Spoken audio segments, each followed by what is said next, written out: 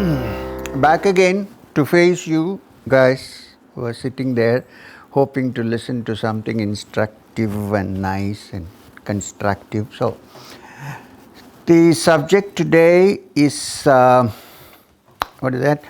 Why does our mind wander when we sit down to meditate? This is not my subject. Many people ask me this, sir, I'm okay, but when I sit down and try to meditate or do kriya or meditate, chant, then the mind begins to wander. So why is this? Now I'm going to approach it from a different point. I'm going to discuss with you not why the mind wanders when we try to meditate, but does the mind wander when we are not meditating or doing something else? We start with that. Suppose I love music.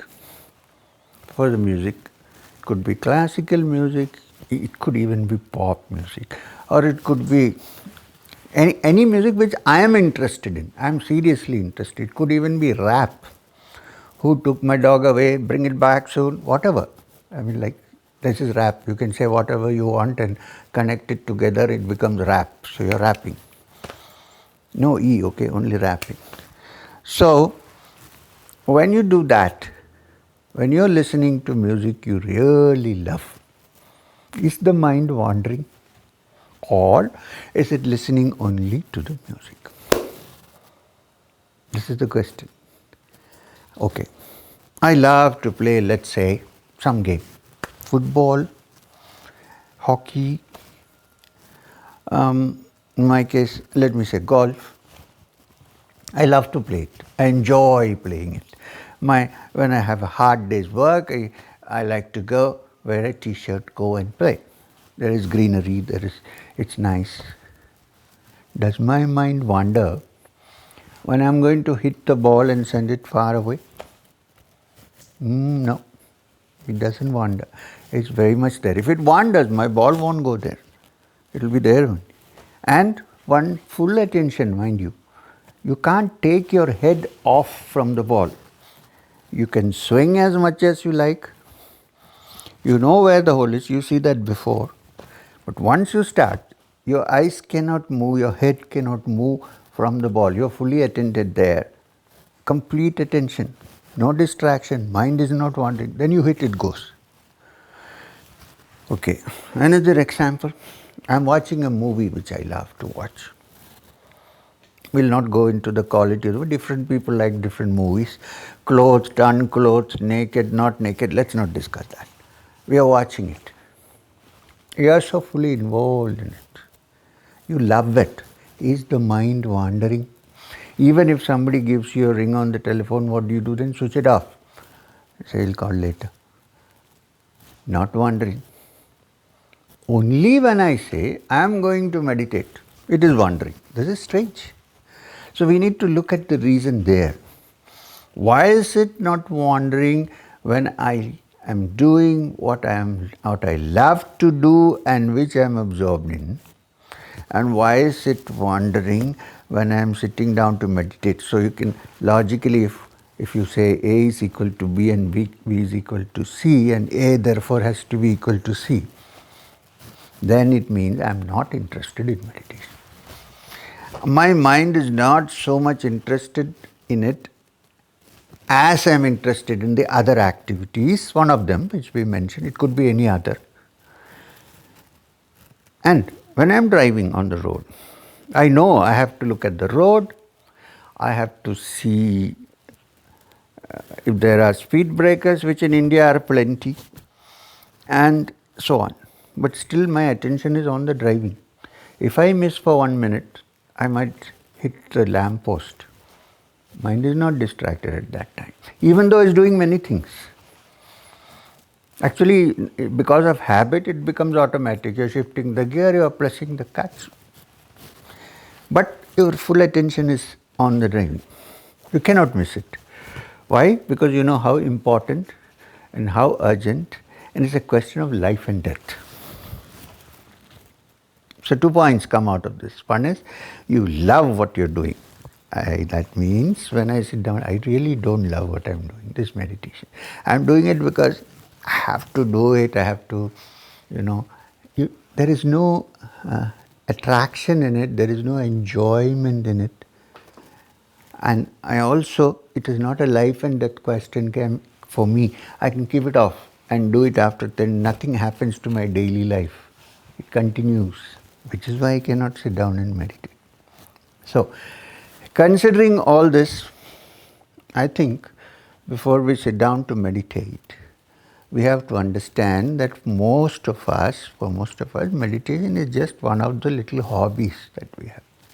It's like I have all my clothes and everything, and I need a rose to put on my label. That is meditation. It's not as if I am seriously interested in meditation, like driving being a life and death thing for me, or a cardiac or a neurosurgeon doing his surgery in the operation room, knowing fully well that one miss and the person is going to die. And he may be taken to court. I don't know what will happen. If you have a conscience, you don't have to think of the court also. That you have somebody's brain or heart in your hands. And if you miss even a little bit, the person is dead. Does your attention wander? Well, if it wanders, I don't know what kind of cardiac surgeons and neurosurgeons will have. It doesn't wander because you're there. So therefore, a few things to be noted. When you say, I'm going to meditate, first let your mind understand that what you're doing is not just an important activity like entertainment and so on, which is also okay. It is the most important part of your life. You have to convince your mind of that. How do you convince the mind? You should tell the mind, look, don't start talking to the mind. It's all right if you talk to the mind. If it talks back to you, you need to go to a psychiatrist.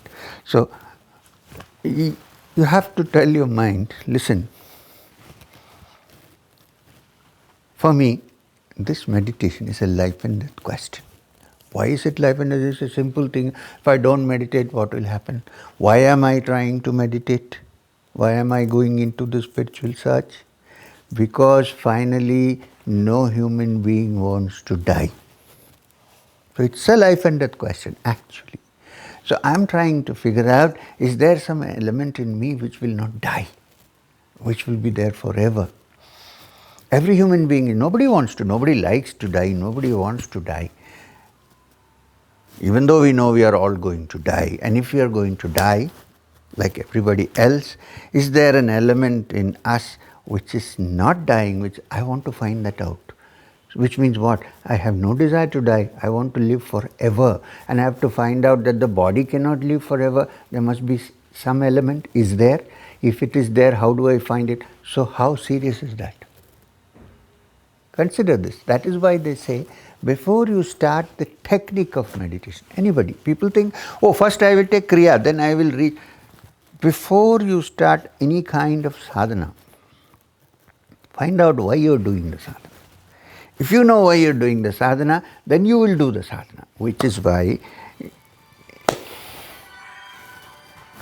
So sorry about the break. I was discussing with our government agencies about the coronavirus and the lockdown, shutdown and so on. So I couldn't help taking it because in whatever way we go, we have to work on this. It's one of the dangers lurking now. So anyway, so back to this.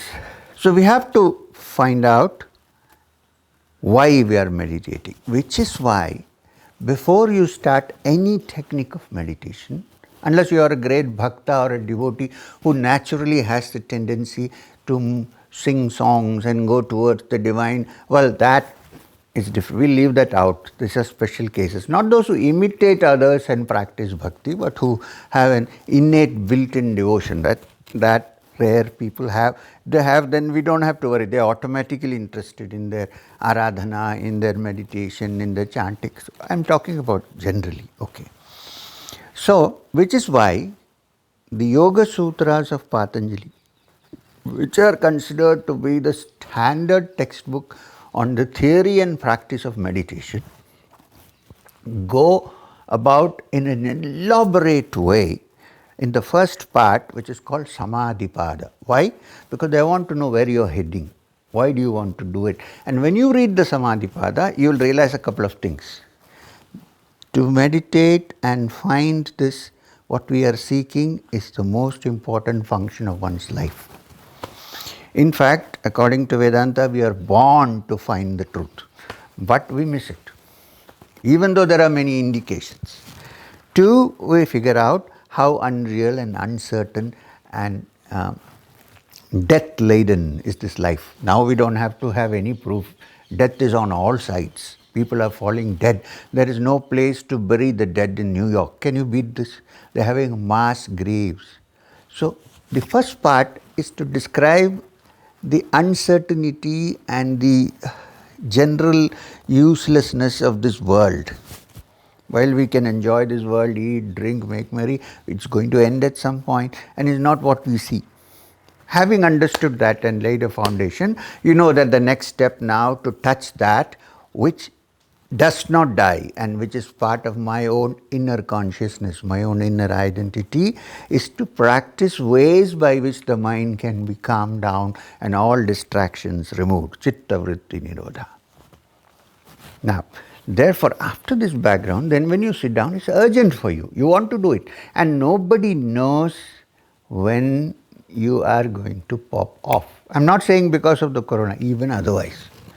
There are people who are very healthy, go to sleep, and next day they don't wake up. Don't think I'm painting a bleak picture of life. It's a reality. Let's accept the reality. You must enjoy the reality.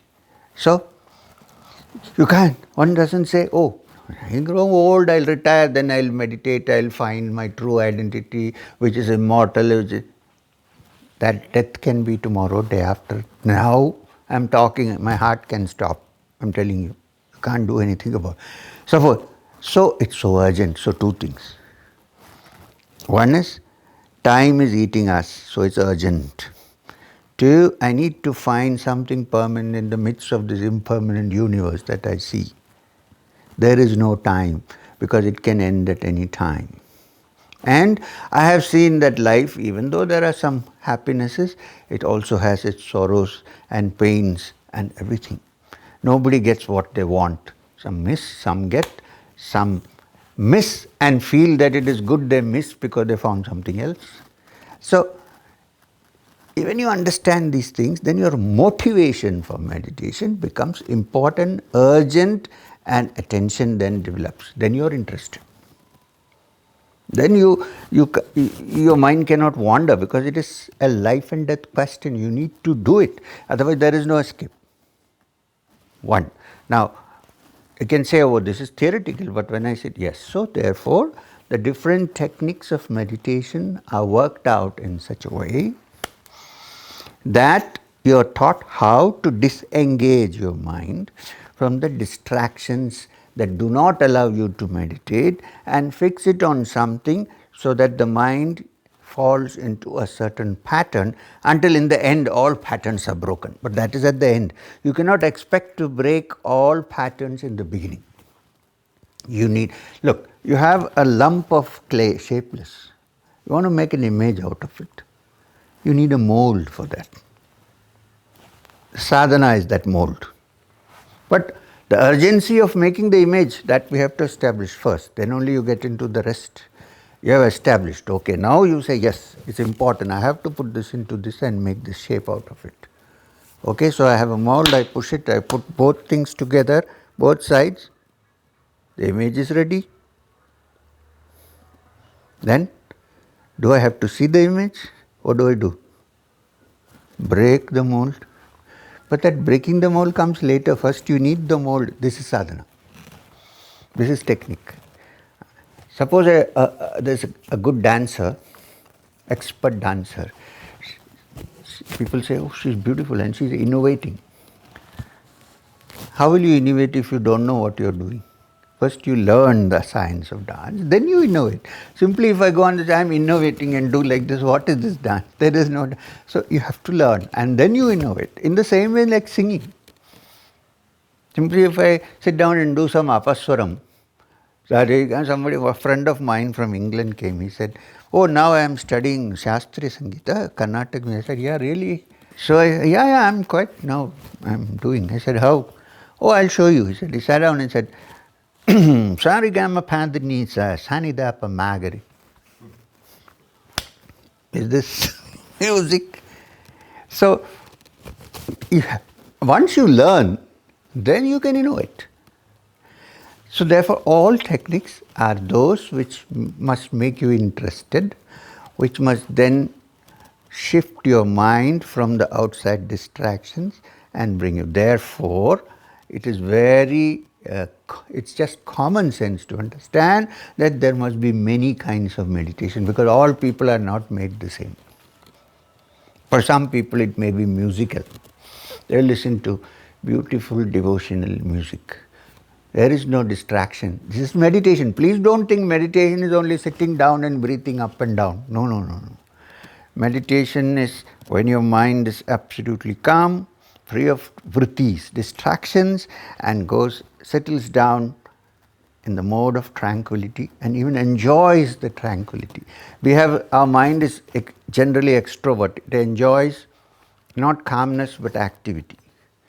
You should learn and train it to enjoy the calmness, which is the calm after the storm. So, these are the backgrounds. So, when you are interested in music, there is the devotional way. If you are an intellectual who wants to understand the truth after taking out layers by layers of your mind and going to the depth of your inner reality, like the body, Annamaya Kosha, the sheath that survives through food, Annamaya Kosha, then the Pranamaya Kosha, that sheath which is part of your breathing, your prana, Pranamaya Kosha. Then you have the Manomaya Kosha, the sheath of the mind and its activities. But that is not the end. You have to still calm the mind and go beyond. Then you come to Vijnanamaya Kosha. Vijnana is beginning to understand, the wisdom is beginning to dawn on you, and that this deep layer of beyond the mind, where there is the witness which sees the distractions and is trying to move them away. Anandamaya Kosha. When they're all removed, there is great bliss. But that is not the end. When you enjoy the Anandamaya, it's still a sheath. Beyond that is a witness even to the Ananda. When you reach there, you have reached immortality, your true picture.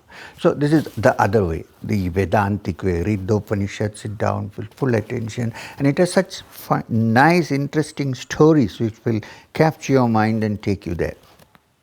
If you find the Upanishads too difficult, read the Bhagavat. It is the Upanishads actually, in story form. Right? So this is another way. So Swadhyaya, learning, Shravana, listening, Manana, thinking about it. So what happens is then it becomes a substitute for the mind in its extrovert way of getting distracted. Then it settles down. Important. It begins to enjoy the happiness and the peace.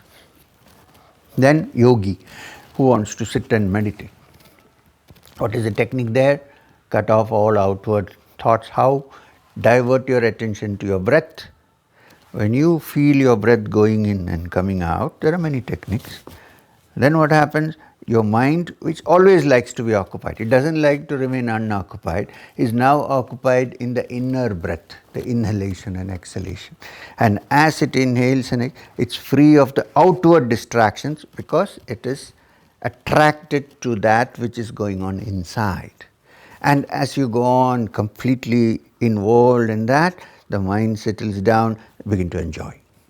See, these all the three methods, there may be many others which we discussed. There is one thing which is common. After a while, through practice, the mind learns to enjoy. Now, this enjoyment is very important. It's only when you enjoy that you can actually free yourself from the other. When you begin to drink, why do people go to the bar after a hard day's work? Because for some time the nervous system is paralyzed. So you feel some limitations have gone. You're in a different world altogether now. Therefore, every day when the bell strikes, you have to go there at that point. Why? Because the mind is addicted to that enjoyment.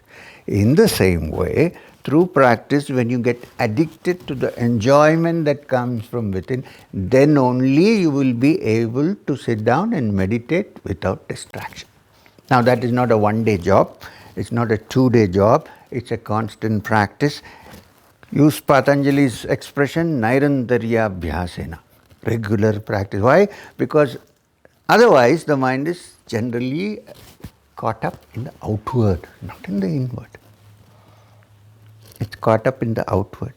So the only way to turn around and go inside is through enjoying the inner, and that comes through practice. Through breath, through listening to music with closed eyes, through work, through worship. There are many ways. But when you sit down to meditate, whichever way you follow, keep this in your mind that this is the most urgent life and death thing for me. It's not a hobby. It's as if I have done everything else, so I am sitting down. Make it the most important part of your life. Then you will see that this meditation can also be used for your outside life. You will see how you learn to have one-pointed attention. With one-pointed attention, according to Patanjali in the Vibhuti-pada, there is nothing that man cannot attain. So therefore, keep that also in mind, because that may be an added incentive for you. Oh, when I meditate, then my mind will become concentrated, then I can fly in the air. I haven't seen anybody, but keep this in mind. So, that is the reason. Why are we distracted when we sit down to meditate? Simple. Because it is not so important for us and we don't know why we are meditating. 2. Because we still haven't got to the depth where you can enjoy it. When you begin to enjoy it, then there is no distraction in meditation. 3rd, because I am getting distractions, I am going to give it up. No. Whether the fact that you are getting distractions when you sit down to meditate indicates that you have become serious about meditation. It's a road sign. It's a milestone. Those who don't meditate don't have any distractions, nothing. When you meditate and try to bring the extrovert mind in and make it introvert, you face obstacles. That means that you are serious about it. So, how to tackle the obstacles? That is the next thing. How to do that? That is what I have been talking about now, the different ways of doing that. And like you're driving on the road, will you give up driving because there are too many speed breakers? The speed breakers are there because then you break your speed, but you don't stop there, you move forward. So consider every distraction and obstacle that comes to your meditation as a speed breaker come to test you. Go gently, don't hit the chassis, go softly, don't break the axle. Softly, there is a moderation for everything. That's why it's called the middle path, and Krishna described this yoga is not for one who eats too much or eats too little, sleeps too much or sleeps too little. And don't imitate great hermits who sat for 10 hours without sleep and meditated. You will fall asleep while you're driving to office. So forget all that. Start in a small way. Do it regularly. Say it is the most important part of my life. I need to do it. Then after enough practice, you will begin to enjoy it. I will also enjoy, because after 1 year of Kriya, you didn't send me 10 emails saying, nothing is happening, I am not moved. Practice. First see how serious it is. Is it just a hobby or is it very serious for you? If it is serious, then I have described there are different techniques why it is done, and it is a life and death question, because it is actually so. You don't know when death comes. Make it very serious. Then you can meditate without distractions. Now, if you want to test this out, if you listen to this carefully, next time I talk to you, I'm going to sit down and we will all sit together. I mean, together means in your respective homes. I'll explain that when we do that, and meditate. And then I'll tell you how to, and see for that 10 minutes if you have any distractions when you do it. If you don't have distractions during that time, it's because either you are interested in what you're doing, or you are interested in the fellow who is teaching you, or you are now decided, now I'm going to be serious, I'm going to find it. So let's look forward to that next time. Thank you very much. I hope you enjoyed the talk, even though it was a little serious. Thank you very much. Namaste.